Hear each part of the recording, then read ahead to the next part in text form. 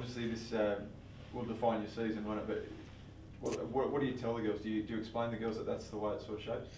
Yeah, well, clearly, I mean, if you just look at the table and it's pretty tight at the top, and we have to win. So yeah, there's no point dodging that fact. Yeah, we'll obviously be open about that, and but that's no different from every other week, as it's turned out. We've had to win every week. So yeah, it's really great comp, really tight, and this week will be no different. You don't have to, so you don't have to win, do you? Like, give the well, you could. Everyone's saying the margin is like, if you lose to Melbourne by less than 26 points, I think that's what they're saying. Haven't gone into too many games trying to lose by a narrow margin, to be honest. So I don't think that's how we'll go about it. So just go to win. Yeah. So that's come into your calculations at all? Is it? Well, maybe with 3 minutes to go, if we're 25 points down, I might look at it. So that's the only time, though? Absolutely. Yeah. No, we're going to win. We're going to win. It's the only way you can attack any game, I reckon. Doc, do you feel like the team's shown enough this year to say that you deserve a spot in the finals? Only if we win. If we win, we'll clearly deserve it. We'll finish top, and that'll be a great reward for effort. But equally, Melbourne's form line, they've got the second best percentage. They lost 2 games, 4 points and 1 point. Anytime you lose or win by a goal, then it's, there's a bit of luck really. So yeah, it's going to be a great game. It should be a great game. Doc, you work obviously with the guys. You're still doing that now. Did you see much of the girls last year? And if you did, what changes have you seen for them to be so successful this year? Oh, we've got a healthy list, so that clearly that's a massive part of any team's success is to have the majority of your squad available. We've had a couple of injuries, but on the whole we're pretty healthy, and ultimately they just they worked ridiculously hard over the off season. It's Anne Hatchard's probably the classic that's been well documented in terms of the way she came back, and guess what? She's had an amazing season. So yeah, they just worked really hard, and therefore they're getting some reward. Why do you run teams over so much in the last quarter? Is that purely a fitness base, or is it something else? No, well we didn't in round one. So it's clearly that we've played out the last quarters really strongly. When I look back on last week in particular, I thought I actually thought we played really well in the first 3 quarters, and GWS played really well as well. So it was just a great contest. And then, probably their level dropped a little bit and ours maintained. So is it a fitness thing? I don't know. It's probably a little bit of fitness, a little bit of mentality. But, yeah, I'm sure down the stretch over the next few games, hopefully, we'll have some contests that go right to the wire. But do you feel like you're the fittest team in the comp? Because your record is much better than the other teams that last quarter.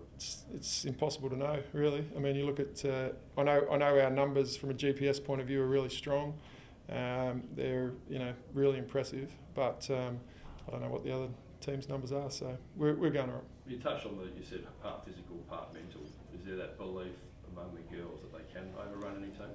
Yeah, as I said, it probably just comes back to their work over the off season and then into the pre-season. They trained at an intensity which was really high, and therefore, if you've done that, then when it gets really hard, you know that you can stay there, that you can live there, and they've been able to do that. So yeah, you need the physical capacity clearly, but yeah, you also need to be able to drive yourself when you don't really want to go anymore, but you just have to find a way.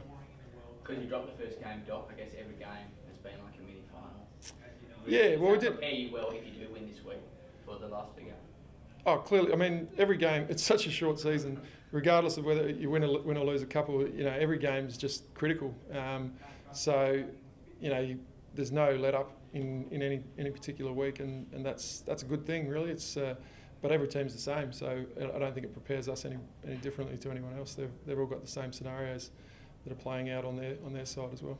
What do you see in the fans' eyes with 7,500 people rock up to the Oval to watch the girls play? Yeah, no, it was magnificent. In terms of the venue, it was presented perfectly. We had a good day, and it was a long weekend. But yeah, to get that many people there and a really high level of energy around the crowd right throughout the whole game. As I said, it was a really good contest for 3 quarters, but to be able to play that in front of our home fans was sensational. So I know I wasn't probably focused so much on the atmosphere, but a lot of my friends that were there said yeah, it was a great day to be at the footy. Can you see growth in the competition like before your eyes as you've taken over this team? So many people there watching, as you said, on a long weekend, and people excited and wanting to know how to grow. No, I think there's a level broadly. Obviously, I'm much more intimately involved in it this year, but broadly, there's a growing awareness of the quality of the product in terms of the standard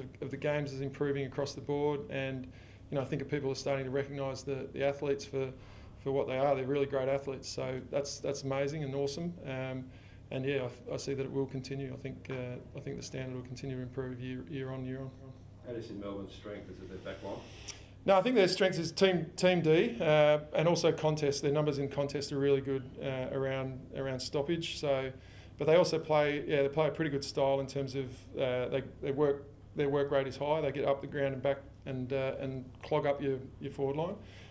But then they've got speed as well, so they've got the capacity to run and get out the back on you if you lapse defensively. So yeah, as I said, their percentage indicates that they're a pretty good team, and yeah, it's going to be a good contest, really good contest. Yeah, Mariana, I mean, she's just been outstanding. We trained her in the pre-season a lot as a forward, but obviously she played back last year, and Peter Caven kept looking at me funny every time I'd send her down to the forward line because he said she's a pretty good defender, And as it turned out, we had the injuries, and therefore we sort of needed her back, and she's just been really solid. Has formed a really integral part of that back 5 or 6 that roll through there, and great competitor. She's obviously got background out of a lot of different sports, but she's a real competitor. If you host a final, have you been told whether it will be after like a double header to the Crows men, or? We do not know, no, but we've probably just got to get to the point where we're going to host that final first. So clearly that's an opportunity for us. So if we can play to our level and we're good enough to get a win, then in that scenario, all those scenarios can play out, which would be great.